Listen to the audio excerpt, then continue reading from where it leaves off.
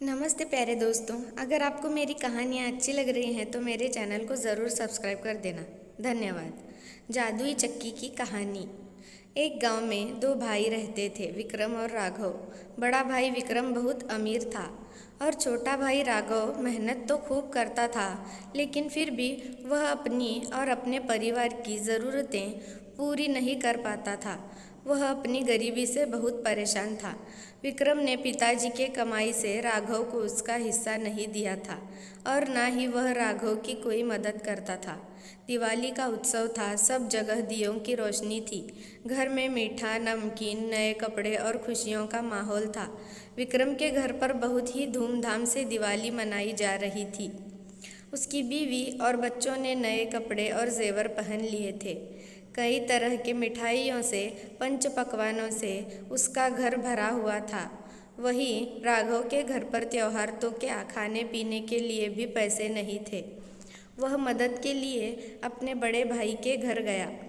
राघव, सुनो भैया, मेरे कामकाज का अब कोई ठिकाना नहीं है। मैं परेशान हो चुका हूँ। मैं हर रोज़ काम की तलाश में बाहर निकलता हूँ, लेकिन मुझे मायूसी के अलावा कुछ हाथ नहीं लगता। घर पर राधा और सूरज भूखे बैठे हुए हैं। मेरी कुछ मदद करो। मेरे पास पैसे आते ही तुम्हारा कर्ज लौटा दूंगा। भैया विक्रम, राघव, मैंने बहुत ही कड़ी मेहनत से यह ऐशो आराम कमाया है। आजकल खर्चे भी बहुत बढ़ गए हैं। तुम्हें भी कड़ी मेहनत करनी होगी। मैं तुम्हारी कोई मदद नहीं कर सकता। अब तुम यहाँ से जा सकते हो। राघव, सुनो भैया, पिताजी ने जो मुझे हिस्सा दिया है वही मुझे वापस लौटा दो। मैंने आज तक तुमसे कभी नहीं मांगा, लेकिन आज मेरे बुरे दिन चल रहे हैं, इसलिए मैं अपना हिस्सा मांग रहा हूँ। विक्रम, तुम्हारी इतनी हिम्मत कि तुम मुझसे हिस्सा मांग रहे हो? अभी यहाँ से दफ़ा हो जाओ, वरना मुझसे बुरा कोई नहीं होगा।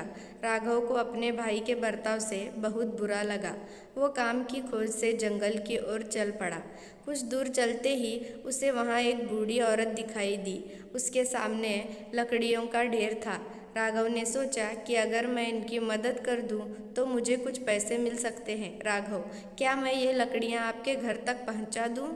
माताजी, आप मुझे उसके बदले कुछ पैसे दे देना, और भी कुछ काम होगा तो वो भी मैं कर दूंगा। बुढ़िया, ज़रूर, मेरी मदद करने का पैसे मैं तुम्हें ज़रूर दूंगी, लेकिन तुम इतने दुखी क्यों लग रहे हो? राघव, घर पर बीवी बच्चे भूखे हैं। खाने के लिए घर पर अनाज का एक दाना भी नहीं है। कहीं भी काम करने के लिए नहीं मिल रहा है। बुढ़िया, दुखी मत हो, ये लो केसर की मिठाई। आगे चलते ही 4 घने पेड़ दिखेंगे। उनके पीछे एक छोटी सी गुफा है, उसमें 3 बौने रहते हैं। उन्हें ये मिठाई बहुत पसंद है। वो जैसे ही ये मिठाई देखेंगे वो मांगेंगे। तुम इस मिठाई के बदले उनसे चक्की मांग लेना। चक्की के आते ही तुम्हारे दिन बदल जाएंगे। राघव ने बूढ़ी औरत की मदद की और उनसे वो मिठाई लेकर जंगल में आगे बढ़ने लगा।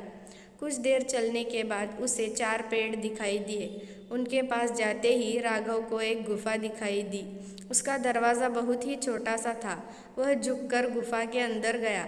जैसे ही वह अंदर गया, उसने देखा 3 बौने अंदर खड़े हुए थे। राघव के हाथ में केसर की मिठाई को देखकर वह तीनों ही बहुत खुश हुए और राघव से वह मिठाई मांगने लगे। राघव, ठीक है, यह मिठाई मैं आपको दे दूंगा, लेकिन उसके बदले मुझे वो चक्की चाहिए। बौना, ठीक है, मैं तुम्हें ये चक्की दे दूंगा, लेकिन हाँ, ये कोई मामूली चक्की नहीं है। यह एक जादुई चक्की है।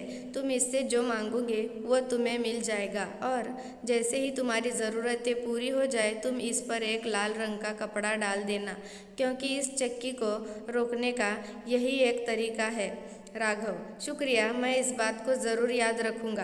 राघव बहुत ही खुश हुआ और वह चक्की लेकर घर आ गया। घर पर बीवी और बच्चे भूखे ही बैठे थे। राघव ने पत्नी को सारी घटना बताई। उन्होंने एक चादर बिछाकर चक्की पर उस पर रख दी। राघव ने चक्की से कहा, चक्की चक्की चावल निकाल, और फिर देखते ही देखते वह चावल का ढेर लग गया। फिर राघव ने लाल कपड़ा डालकर चक्की को रोक दिया। फिर एक एक करके उसने चक्की से दाल, गेहूँ और बाकी का अन्य सामान भी मांग लिया। राघव और उसके घर वालों ने भरपेट खाना खाया। अब राघव बाकी का अनाज लेकर बाजार जाकर बेच आता था। देखते ही देखते राघव की आर्थिक परिस्थिति ठीक होने लगी। पहनने के लिए अच्छे कपड़े, भरपेट खाना और बच्चों की शिक्षा, सब कुछ आसान हो गया और उसने नया घर भी बनाया। यहाँ बात उसके बड़े भाई के विक्रम तक पहुँच गई। यह जानकर उसे बहुत हैरानी हुई। विक्रम, कल तक तो इस राघव के पास खाने के लिए पैसे नहीं थे, अब इतने सारे पैसे, नया घर, कपड़े, खाना पीना, बच्चों की शिक्षा, कहाँ से आया इसके पास इतना पैसा? मुझे यह राज जानना ही चाहिए। वह खाना खाने के बहाने राघव के घर गया और खाना खाकर वापस न जाकर वह खिड़की के बाहर रुक गया और छिपकर वह घर पर नज़र रखने लगा।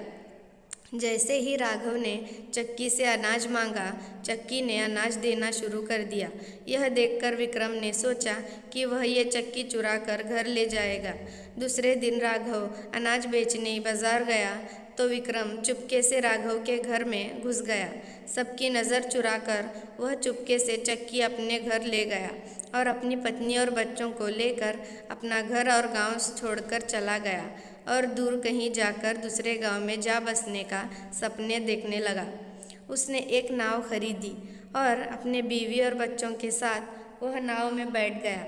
उसकी पत्नी को कुछ समझ नहीं आ रहा था कि ये क्या हो रहा है। उसने पूछा, ये चक्की लेकर अपने घर और गांव को छोड़ दिया? विक्रम बोला, ये कोई मामूली चक्की नहीं है, यह जादुई चक्की है। इसी की वजह से राघव इतना बड़ा घर और धन दौलत का मालिक बना है और मैं इस चक्की को उसके घर से उठा कर ले आया हूँ। इससे हम बहुत धन कमाएंगे और आराम की ज़िंदगी गुजारेंगे। मैं तुम्हें दिखाता हूँ कि ये जादुई चक्की किस तरह से काम करती है। चक्की से बोला, चक्की चक्की नमक निकाल। चक्की ने नमक निकालना चालू कर दिया। देखते ही देखते ढेर सारा नमक नाव में भरने लग गया। विक्रम को चक्की कैसे रुकती है ये तो पता ही नहीं था। नमक की वजन से नाव पानी में डूबने लगी और विक्रम और उसका परिवार पानी में डूब गए। विक्रम की लालच की वजह से उसे और उसके परिवार को अपनी जान गंवानी पड़ी। राघव मेहनती था, भले ही चक्की अब उसके पास नहीं थी, लेकिन आज तक चक्की ने जो भी दिया था राघव ने अपनी मेहनत से उसे दुगना कर दिया था और खुशी से जीने लगा। इसका यही तात्पर्य है। इससे हमें यही सीख मिली है कि लालच बहुत बुरी बला है। इसलिए दोस्तों, हमें किसी भी चीज़ की लालच में नहीं पड़ना चाहिए और अपनी मेहनत से फल कमाना चाहिए। धन्यवाद।